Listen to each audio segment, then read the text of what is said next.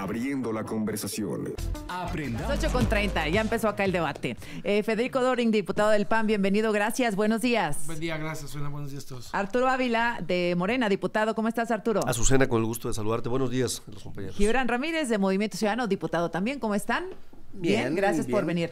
Oigan, bueno, déjenme arrancar con tiempo tenemos, porque ayer hablé con el ministro en retiro, José Ramón Cosío, quien dijo, entre otras cosas, que si la Suprema Corte declara inconstitucional de manera parcial la reforma al Poder Judicial y no acata el Poder Legislativo y el Ejecutivo, ellos podrían destituir a la presidenta y a los legisladores sin proceso de por medio.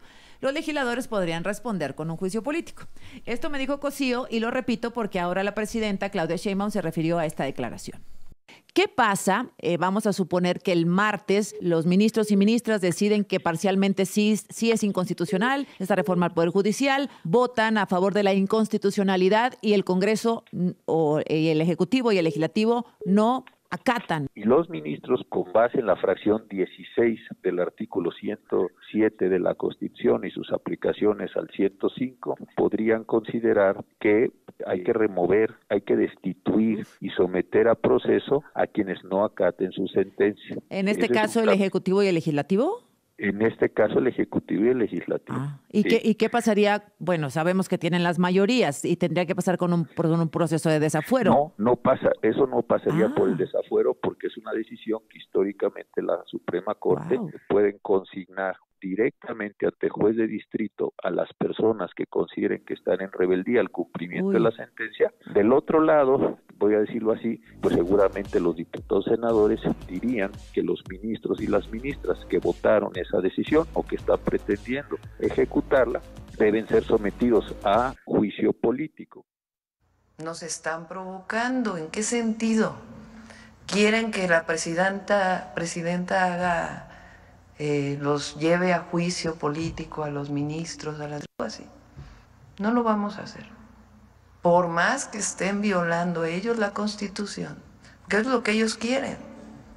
Todavía pienso yo, fíjense, qué bien pensada soy, que hay ministros y ministras dentro de esos 8 que van a recordar sus clases, su historia y cómo van a pasar a la historia. Porque ellos y ellas saben que están tomando una decisión política, no jurídica, en contra del pueblo de México y a favor de ciertos grupos de interés y de sus propios intereses. Pero ya llegan al límite de hablar del golpe de Estado, de que me van a destituir, tranquilos, calma. Bueno, pues ahí está lo que dice la presidenta. A ver, Arturo Ávila, vas. Yo me quedé impresionado de las declaraciones que hizo ayer. Escuché la entrevista que tuvo contigo en la mañana con mucha atención. Gracias. Y no había escuchado yo un comentario tan autoritario. Pero además también me dio la impresión de que tenía preparado una gira en medios. Es decir, no fue fortuito, estuvo participando en varios medios de comunicación. En varios medios dio entrevistas, estuvo con Curcio, estuvo en algunos otros medios de comunicación. Y en esa lógica, lo primero que dijo es que tendremos una dualidad constitucional. Y esa dualidad constitucional habla de la constitución de los ministros, no más de ellos, o de él como un ministro en retiro, ¿no? Y de la del pueblo, la de nosotros, la que fue aprobada a través de un proceso legislativo, de un artículo constitucional que establece un poder reformador.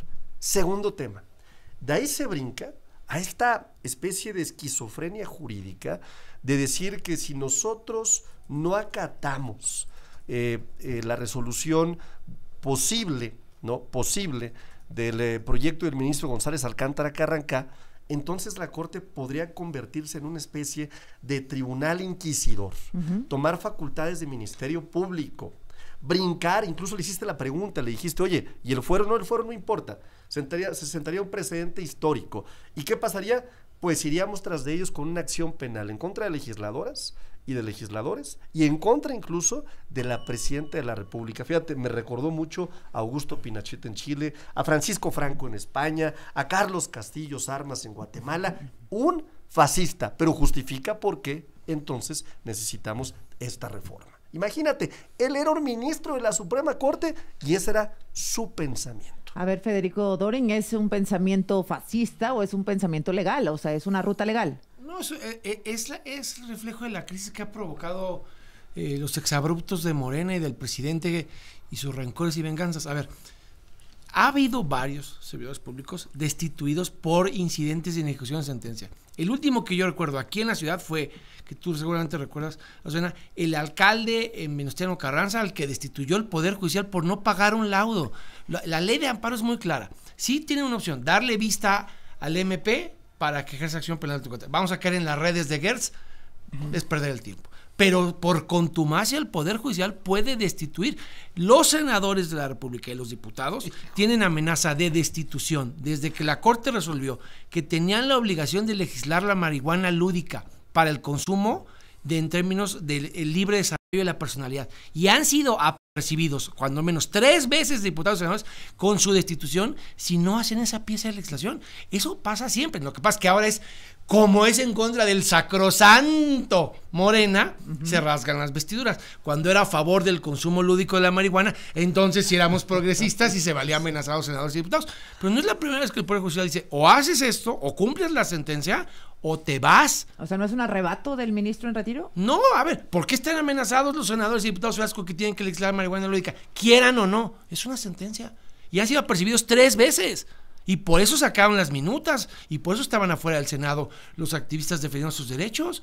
Y yo tengo que sacarlo, quiero o no. Lo mismo pasó con el artículo 19 de la Ley de Comunicación Social, que obligaron al Congreso a legislarla cuando no quería. A ver, ahora vamos a la prisa de Morena, van a todo vapor, pero ahorita vamos con esto. Gibran, ¿qué escenario ves? ¿Coincides con el ministro en retiro? ¿Qué escenario ves el martes en caso de que se vote parcialmente la inconstitucionalidad de la reforma? Mira, yo quiero empezar mi tiempo haciendo un elogio a tu labor, porque creo que es de relevancia pública. Dicen que el poder es quien decide sobre los asuntos que están en la agenda, y otro grado de poder es quien mete los asuntos a la agenda, y aquí se hace eso y es importante para la democracia. No estaríamos discutiendo eso si no hubiera habido esa entrevista que llegó a la mañanera. Es muy importante el escenario que se configura porque es el que hemos estado previendo desde antes, esta contradicción evidente entre el control constitucional y el ejercicio sin límites del poder político. Tiene como un final previsible eso, que cada uno salga con una destitución, con un juicio político, con una destitución. Yo creo que es un escenario que no es deseable para nadie, porque como apuntaba bien Norberto Bobbio, en realidad la soberanía termina residiendo en quien tiene las pistolas. ¿Quién va a ejecutar una destitución o un juicio político? ¿A quién le van a hacer caso? ¿Al Poder Judicial o al Poder Ejecutivo?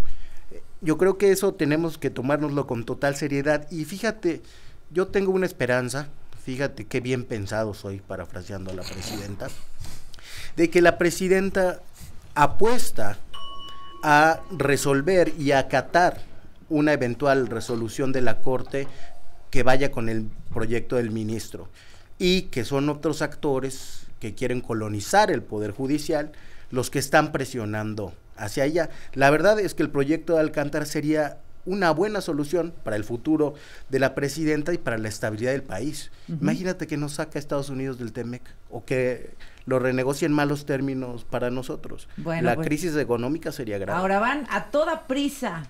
A ver, querido Arturo Ávila, no hay manera humana que el gobierno, que el Congreso de Zacatecas hubiera aprobado minutos después de ustedes esta reforma de supremacía constitucional. Simplemente están siguiendo órdenes. No, hay un proceso legislativo muy claro. Y lo que pasa es que hay una narrativa que ha construido la oposición, y la oposición, siendo esta minoría, la verdad hay que reconocerles algo. Son muy ruidosos, muy ruidosos. Lo único que estamos haciendo, para dejarlo bien claro, ¿qué dice la adición al 105 para la gente que está allá afuera? Son improcedentes las controversias constitucionales o acciones de inconstitucionalidad que tengan por objeto controvertir acciones o reformas a la Constitución. Eso dice. ¿Qué ha dicho la Suprema Corte históricamente? Aquí traigo, fíjate, me puse a investigar. 2.753 demandas de acción de inconstitucionalidad en contra de reformas constitucionales históricas. Nunca la Suprema Corte de Justicia se había pronunciado a favor de su procedencia. Pero ¿cómo le hacen para que terminando en la Cámara de Diputados ya estén todos listos? Ahí te va. No, a ver, ahí te va. Segundo, es que es muy sencillo. La reforma es muy sencilla. O sea, nomás ellos no la entienden. La siguiente, a ver, reforma el primer párrafo, fracción segunda del artículo 107. No procederá el juicio de amparo contra adiciones o reformas a la Constitución. Sí. Por cierto, este artículo, el 61 fracción primera de la ley de amparo, lo pusieron en el gobierno de Enrique Peña Nieto, en la ley de amparo, para tratar de evitar que el Pacto por México que aprobaron aquí mis compañeros tuviera algún amparo. Entonces hoy, como hipócritas y cínicos que son, se presentan como que, no, ya no estamos de acuerdo. A ver, Federico, simplemente estamos constitucionalizando algo que ya está en la ley de amparo. A ver, mira, pues aquí está otra vez lo que te decía la semana pasada.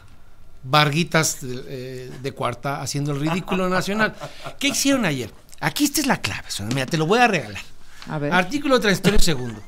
Los asuntos que se encuentren en trámite deberán resolverse conforme a las disposiciones contenidas en este decreto. Eso es lo que les importa, porque se saben derrotados en la Corte. Básicamente lo que están diciendo es, todas las leyes anteriores, este decreto y los decretos que vengan con posterioridad, todos se tienen que resolver conforme al estatuto político de Morena. ¿Qué diferencia hace que estuviera en la ley de amparo o en la Constitución? Perdóname. Tiene mayor jerarquía la cuestión que la ley de amparo por la interpretación del 133. O sea, pero aquí también la constitucionalidad. A ver, déjame regresar con esa pregunta, por favor. Sí. A cada vocablo que hay en la mesa. No, bueno, las 8:46. A ver, ya son 11.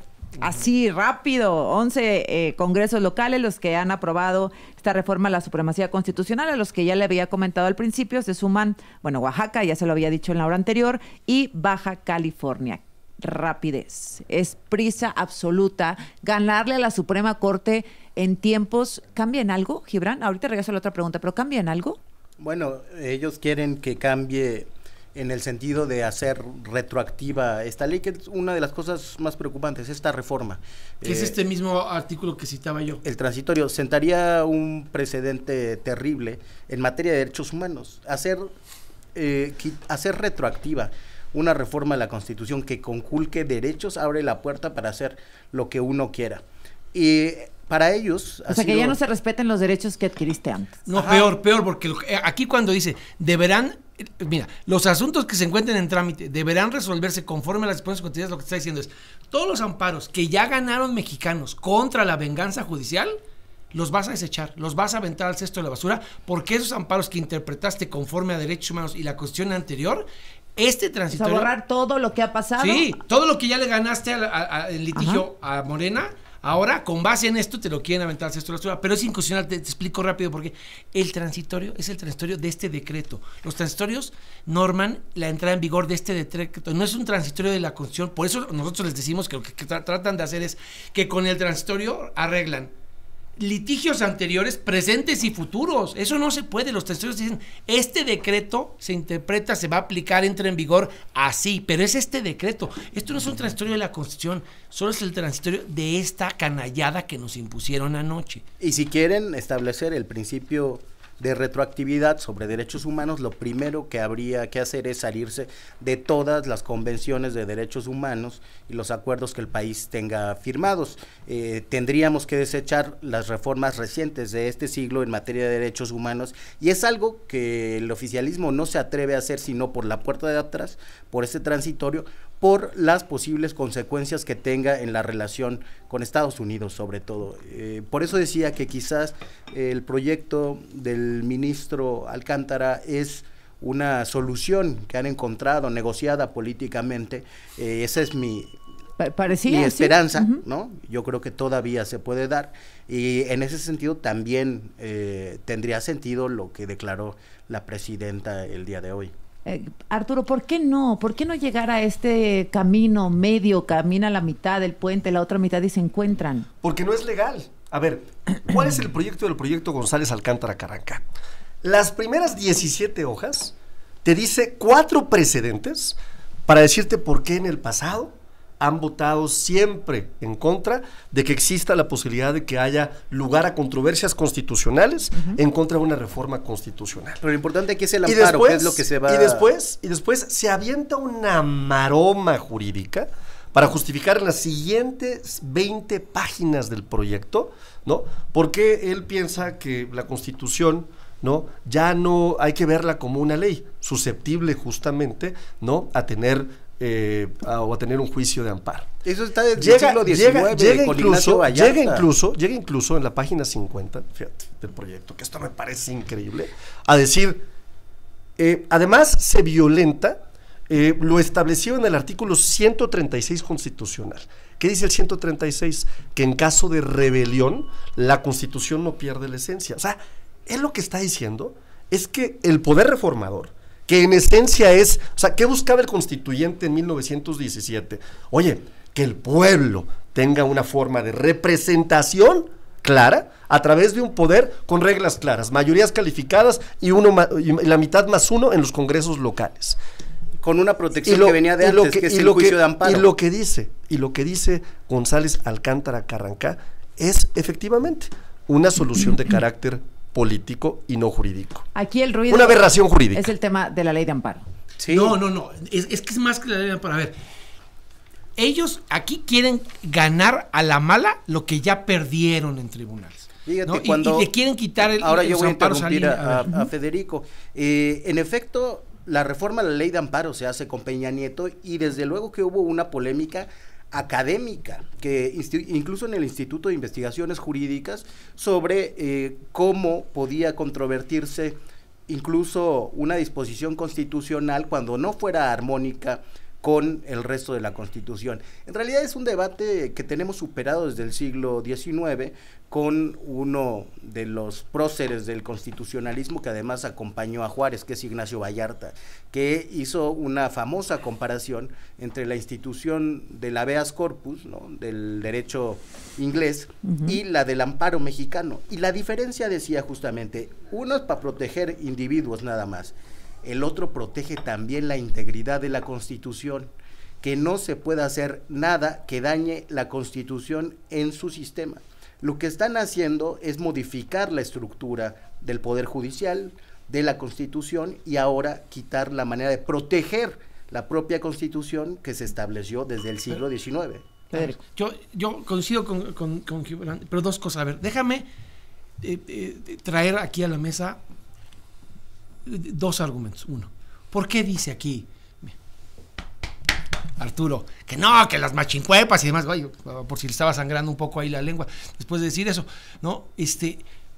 Porque nunca había habido alguien que se atreviera a hacer una reforma constitucional que te arrebatara derechos. Y después de la entrada en vigor de la reforma del 2011, la interpretación conforme que tiene que hacer la Corte, que no existía anteriormente, es obligadamente tienen que interpretar todo a la luz de lo que a ti y a todos los mexicanos más les favorece. Ese criterio, aunado a lo que ha dicho Gibran, hace que cambie el contexto. Déjame leerte dos cosas que citamos ayer en tribuna, que ya las conoces, hermano, no te preocupes. El Rasputín de la justicia, Arturo Saldívar, en su voto particular contra una acción de inconstitucionalidad, contra una reforma constitucional, porque la promovió como presidente Morena. Y el Rasputín de la justicia dice: así es claro que el Estado mexicano, a través del legítimo para hacerlo, se autolimitó en una serie de derechos humanos que ya no están disponibles, por lo que una reforma constitucional que restringiera de manera grave tendría que ser invalidada por la Corte. Esto dijo el Rasputín. Y luego citaron a la ministra con retiro y a ver completo, Olga Sánchez Cordero. Y aquí ella te dice en el amparo en revisión del Centro Especial de Jalisco, ¿qué pasaría si no existiera debido proceso de cada una de las etapas de la reforma? ¿Podría considerarse entonces inconstitucional por esta razón? Si es que hay que cuestionarse la misma, entonces para mí sí, definitivamente sí hay procedencia del juicio de amparo. ¿Por qué lo digo? Porque las acciones de inconstitucionalidad de la oposición que nos quieren arrebatar cuestionan la procedencia. Ayer les volvimos a pedir, MC les volvió a pedir quórum porque estaban votando la reforma sin quórum en la asamblea, no había más de 60 diputados y no quieren probar que hay suficientes diputados a la hora de votar. Y en la sala de armas nosotros pedimos por escrito que se nos acreditara con elementos del canal del Congreso, fisonómicamente, que estaban votando ahí. No nos han podido dar ni pío. ¿En el Senado? en la Cámara. Le pedimos al presidente de la Cámara que nos pudiera probar con videos. Que estaban ahí. Y no nos lo ha podido dar, porque el pase de lista de la sala de armas fue con firmas. Sí. Y entonces seguimos en ese avance. Entonces lo que también está litigando la Corte es el procedimiento, no solo el contenido ya lo expuso brillantemente, pero el procedimiento. En ese, hasta el Rasputín de la Justicia y la ministra en retiro reconocían que tus derechos te garantizan que si te van a mayoritear a mansalva, lo hagan respetando el procedimiento, cosa que ni siquiera hicieron ni la sala de armas ni ayer. Ustedes pidieron el quórum. Es falso. Hay una publicación de la revista Nexos de 2021 que hace una semaforización justamente de de cómo piensan cada uno de los ministros. Y curiosamente, había 2 ministros que pensaban que sí, en la parte procesal podría haber una discusión, pero eran 2, y era Arturo Saldívar efectivamente, y era Juan Luis González Alcántara Carrancá. La ministra Norma Piña, Lainez, por ejemplo, que hoy ya cambió de decisión, y otros 6 ministros más pensaban completamente distinto. Para eso es la deliberación en el Déjame decirte algo. A mí me parece que sería importante preguntarle a los de Acción Nacional y a los de Movimiento Ciudadano, ¿quién los asesora? Porque de veras están en contra de lo que quiere la gente allá afuera. Y yo digo o es para radicalizar el poco segmento popular que tienen, o es verdaderamente porque están perdiendo privilegios. Y les dejo una clase de derecho. El propio amparo no permite hacer un cambio colectivo, hay un principio de relatividad. La fórmula Otero indica que una sentencia de amparo solo tendrá efectos para la persona. Estás escuchando Grupo Fórmula, abriendo la conversación. ¡Córrele al 3x2 de Walmart! Vino tinto, Montechanic de 750. Con un incidente las 9 de la mañana, las 9 de la mañana, acá seguimos en la conversación. Gracias por continuar con nosotros. Nos quedamos en la clase de Derecho, decías, Arturo Ávila, que ibas a poner sobre la mesa. ¿Sí? Sí, claro. A ver, sigamos adelante con el análisis. Y finalmente, el ministro González Alcántara Carrancá, después de todas las marometas jurídicas que se avienta, finaliza diciendo algo que a mí me sorprende muchísimo. Bueno, ¿sí? Hagamos algo, ¿sí? Hagámoslo para los ministros, ¿sí? ¿No? En una especie de salida de carácter político. ¿Sí? Pero además, fíjate el tema, la ley prevé muy claramente que ni un juez, ni un magistrado, ni un ministro puede pronunciarse previamente a una resolución definitiva, ¿no? Porque si no estaría adelantando el sentido de su decisión o de su votación. Proyecto. Y eso amerita un conflicto de interés. No. Y me estoy refiriendo al caso de la juez Nancy Juárez, que me parece relevantísimo, y de muchos jueces más. Esta campaña mediática, que anticipa, por ejemplo, suspensiones provisionales. ¿Qué campaña mediática? ¿Nancy Juárez no hizo una campaña mediática? Pues perdóname, le insultan a la presidenta y no va a salir a defenderse en medios, te tiene que darse callado. Pero le hicieron una super campaña mediática. ¿Quién?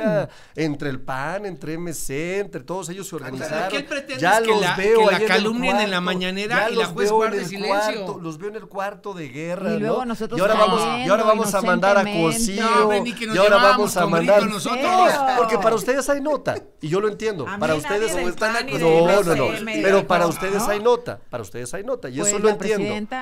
Me queda claro, pero yo te estoy diciendo que la estrategia mediática que está atrás de esto sí tiene una estrategia mediática bien armada, bien clara, bien programada, no dudo que por ahí incluso esté el exasesor de Felipe Calderón, Max Cortázar, moviendo hilos y diciéndoles cómo, no lo dudo ni tantito, porque es parte de cómo ellos actúan, pero no hace ninguna lógica la coordinación que tienen para aventar estos temas y estos posicionamientos. Por eso yo reitero, si ellos siguen haciendo lo mismo que están haciendo, van a obtener los mismos resultados que ya obtuvieron, que fueron terribles, ¿no? ¿Oponerse a la reforma?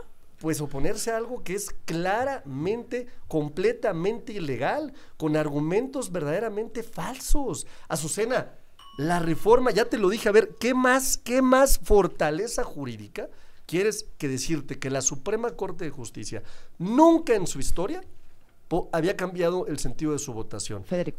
Sí, a ver, con mucho candor, lo que hay que celebrar es la pasión y la enjundia con la que Arturo viene a poner la mejilla bíblica. Mira, es muy sencillo. Esta canallada de ayer no existía en el plan C.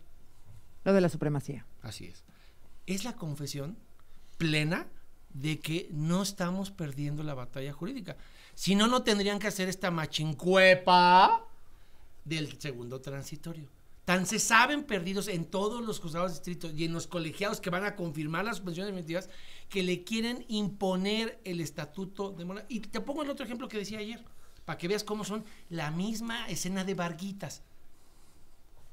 6 consejeros del INE van a ir a la corte a defender sus derechos porque les quieren imponer la tiranía de Tadei como si fuera la Comisión de Honestidad y Justicia de Morena. Incluido el de Tómbola, Castillo, que es de los de Tómbola. Y entonces ya sale el ínclito Sergio Gutiérrez a decir, voy a presentar una reforma constitucional para llevar a la Constitución lo que no basta en la Legipe. Entonces, cada vez que un mexicano encuentra que se atropellan sus derechos y los quiere defender en alguna instancia constitucional, viene la mayoría artificial y las canalladas de Morena. Es su modus operandi, son una mafia legislativa. Gibran Ramírez. Quieren constitucionalizar el atropello. Yo creo que no estamos dimensionando lo que está pasando en el país, el retroceso terrible. Quieren dejar a los distintos órdenes de gobierno sin dientes para pelear la inconstitucionalidad de la reforma. Quieren dejar a los partidos políticos minoritarios, somos minoritarios, es verdad, sin una posibilidad de defenderse de abusos de la mayoría y también sin la posibilidad de defender la Constitución. Y también a los ciudadanos y a la propia Constitución quieren dejarlos desprovistos de elementos que puedan ayudar a mantener la República. Hubo alguien que disminuyó los efectos de los juicios de amparo, que fue Porfirio Díaz en 1908. Presumían su mayoría, la tenían, solo hubo 2 votos en contra de la minoría. Ya la Revolución Mexicana no se atrevió a reducirlo más, ni siquiera el poder constituyente se atrevió a hacerlo. Ahora, esta mayoría envilecida por el exceso de poder, está pasando por 2 siglos, encima de 2 siglos de constitucionalismo mexicano. A ver, yo quiero plantear algo, pues desde la simpleza de nosotros, de los ciudadanos.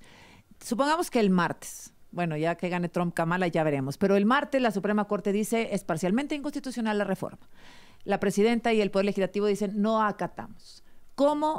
¿Qué va a pasar con los ciudadanos el miércoles? ¿Sí me explico? Es que pareciera que esto es el fin del mundo, que la bomba, que la guerra civil. O sea, cuando yo salga de mi casa el miércoles, una vez que la Suprema Corte diga sí es parcialmente inconstitucional y los otros poderes digan no acatamos, ¿qué va a pasar con los ciudadanos? O sea, ¿cómo nos impacta? Porque no terminamos de entender de qué se trata este conflicto. Bueno, la verdad es que, como te digo, eso tendría que dirimirse por la fuerza, y la fuerza la tiene el Poder Ejecutivo, y acabarían de un plumazo con el Poder Constitucional tal como o sea, para el ciudadano ahora. Decir, voy a salir y entonces vamos a estar armados, peleando. No, ¿Cuál es en la práctica, en la vida real, el efecto? Arrestarían a miembros del Poder Judicial, quizás, si ese escenario llegara a darse. Si decidieran no acatar, yo apelo a la sensatez de la presidenta. Creo que si eso se vota, lo van a acatar. Tengo esa esperanza y no llegaremos a esa crisis. Pero si llegamos a esa crisis, el Poder Ejecutivo prevalecerá. Tendrá que desaparecer contra la Constitución a la Suprema Corte. ¿Tendrá que desaparecer el Poder Ejecutivo al Poder Judicial? Sí, si decide no acatar. ¿O al revés? Bueno, yo al revés lo veo poco probable por lo que te digo. No hay quien tenga la fuerza pública más allá del Poder Ejecutivo. Y eso nos colocaría en un escenario de franca autocracia, de dictadura. Las dictaduras siempre, y esto se olvida, tienen respaldo mayoritario. Cuando no lo tienen, es que empiezan los procesos de transición. A ver, Arturo, no lo van a acatar, ¿no? A ver, yo te adelanto no hay lo ninguna que dijo posibilidad. la presidenta de la República. Yo sí creo, con enorme firmeza, y te lo digo como abogado también, que muchos de los ministros de la Suprema Corte de Justicia no van a aprobar esta barbaridad. ¿Crees que no van a tener los 8? Es más, estoy casi convencido, ¿no? ¿Por qué? Porque a pesar de que fue un instrumento político de presión, y no me queda duda, porque después del análisis que yo hice claro, a fondo de este proyecto, pues no hace ningún sentido, no tiene pies ni cabeza. Es una herramienta de negociación o de gestión, y para mí eso es muy claro. Pero también yo creo que ninguno de las y los ministros que se van, ¿no?, que ya han presentado sus renuncias, se van a llevar un atropello a la Constitución. Ellos saben perfectamente bien que lo que estamos haciendo es legal. El antecedente jurídico nos respalda, la ley lo respalda, y por eso yo empecé leyéndote con mucha claridad cuáles eran las modificaciones. O sea, ¿crees que de los 8 alguien va a votar en contra y se acabó? Más de uno.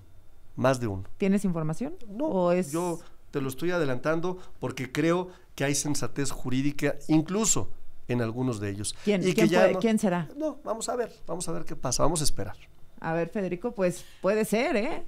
No, que no hay ilusos para que no haya desilusionados. No. A mí me parece que la respuesta la narrativa. Ya la dio la presidenta. O sea, la presidenta en esta introducción que tú pusiste dijo, nosotros vamos a respetar lo que haga la Corte, incluso... Bueno, dijo, vamos a esperar. Bueno, pero no, y de ahí momento dijo, y vamos, dijo, no voy a caer en la provocación, incluso, su fraseo fue algo así como, si violan la Constitución. O sea, ella asume que la resolución del martes sería violatoria de la Constitución. Claro, asesorada por abogados como Arturo, no la vamos a culpar, pero el tema es, ella asume que aún a regañadientes... Pues muy buenos.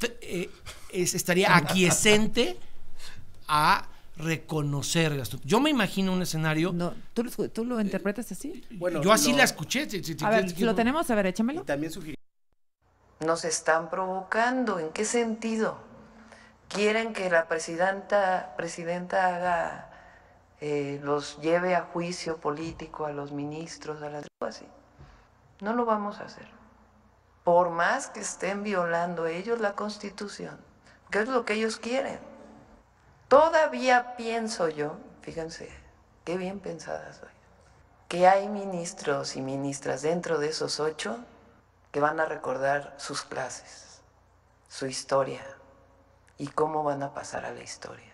Porque ellos y ellas saben que están tomando una decisión política, no jurídica, en contra del pueblo de México. A ver, ella dijo hay que esperar a que la Corte vote y hay que confiar. No los vamos a juzgar políticamente, incluso si violan la Constitución. Pero no dijo que va a acatar, o que va a ver, o que va a revisar. Pero no va a convalidar la venganza. Yo, citando a la presidenta, ando de bien pensado. Qué bien pensados todos. Bueno, es lo único que nos queda, la esperanza, porque ante los atropellos de manera no te queda más que la convicción de defender tus ideas y tus derechos.